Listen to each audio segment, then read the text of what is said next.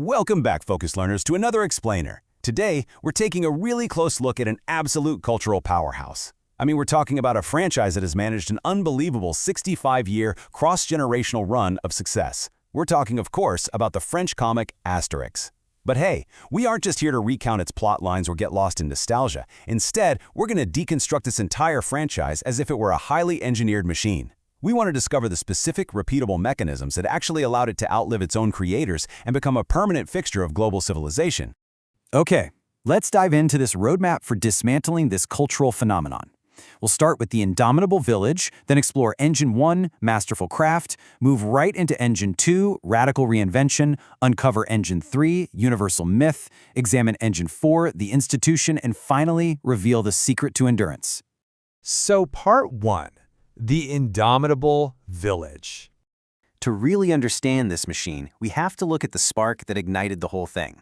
Picture this. It's a hot summer afternoon back in 1959. Writer René Goscinny and artist Albert Uderzo are scrambling. They're trying to meet a strict, looming deadline for a new magazine, and they desperately need a flagship comic strip, something with a strong premise that can just run week after week. Now, they weren't trying to make history here. They were just trying to get the work done. So how does a simple idea born out of a deadline panic avoid the cultural graveyard? Seriously, how does a single comic joke become immortal, outliving the very hands that drew it? Because let's face it, most creative works, even the genuinely great ones, eventually fade away. But not this one. To validate our premise, you just have to look at this staggering number, 400 million. That is the number of copies sold across the lifespan of the series, spanning more than 120 different languages and dialects. You simply do not reach 400 million people by accident.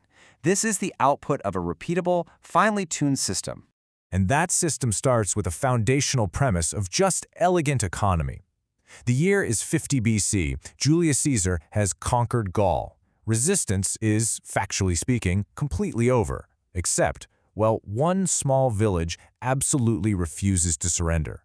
They hold out against the vast Roman Empire, and they don't do it through superior military strategy, but through a magic potion brewed by their local druid that grants them temporary superhuman strength. But as you'll see, the true genius wasn't just coming up with this idea, it was the sheer execution of it. All right, that brings us to Engine 1, Masterful Craft. The creators deliberately built this comic as a piece of structural engineering disguised as a cartoon. It was designed to appeal across completely different demographics, simultaneously.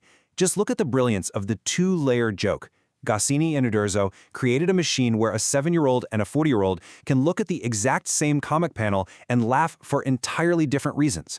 The kid? They're getting physical slapstick, magic potions, and Romans literally flying out of their sandals. But the adult gets these incredibly clever puns, sharp jabs at modern bureaucracy just dressed up in togas, and layered historical satire. So the adult reading this to their child isn't bored at all. They actually become an active, highly entertained evangelist for the book. And this incredible craft extends right down to the characters. They didn't just write characters. They built an incredibly efficient machine for generating repeatable, conflict-driven comedy using fixed archetypes. Think about it. You have the clever hero, his vast and gentle best friend, the vain chief who is constantly falling off his shield, the terrible bard who is always, without fail, gagged at the end, and the fishmonger permanently feuding with the blacksmith. Because these positions are fixed and predictable, you can drop them into literally any situation, and the jokes just fire on contact. It also means, and this is absolutely crucial, that someone else can eventually learn to write them. Moving right along to Engine 2, Radical Reinvention. Now, you might be wondering, how did a comic rooted so deeply in French wordplay and French national memory manage to cross global borders? Because comedy, especially pun-heavy comedy, almost always dies in translation. A literal translation preserves the exact words, but it completely kills the laugh. Instead, they opted for something brilliant: translation as reinvention. They treated the original French text basically as a brief, hiring skilled adapters to completely rebuild and reinvent the jokes, puns, and even the character names into over 100 languages. So an English reader gets a brilliant English pun, not some poorly explained French one. This wasn't just a fun stylistic choice, it was a strict survival condition for the comedy to cross borders alive. Next up, Engine 3, Universal Myth. Once the work is brilliantly crafted and properly translated, it still needs psychological depth to actually stick around. elevating a comic from just clever entertainment to a beloved global story requires tapping into a universal myth. The core image here is the small versus the large. It's essentially David versus Goliath, just in togas. And this brilliantly illustrates how every culture on Earth can project their own struggles against a faceless, overwhelming system right onto this one stubborn Gaulish village. Whether you're a small nation overshadowed by a giant neighbor, or honestly, just an ordinary person frustrated by endless corporate bureaucracy, the village represents whoever absolutely refuses to be steamrolled. Good, here's the thing. Resistance against an empire is usually a tragedy, right? And that's exactly where the magic potion comes in. The potion completely removes the dread of inevitable defeat, converting a doomed resistance into a comedy of guaranteed victory.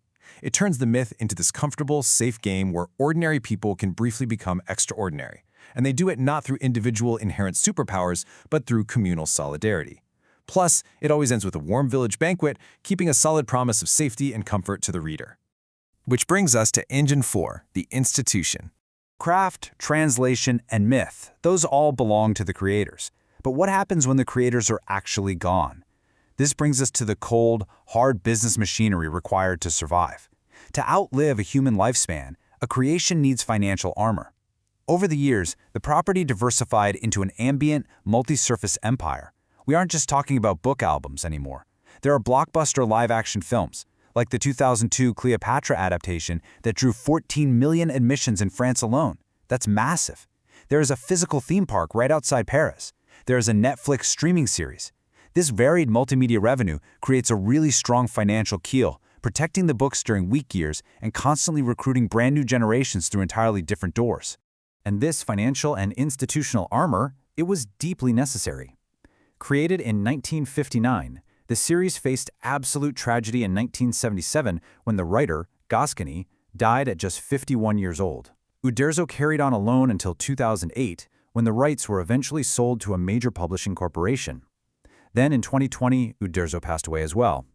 Yet, looking ahead to 2025, a new streaming series and brand new albums were outselling almost everything else in the market.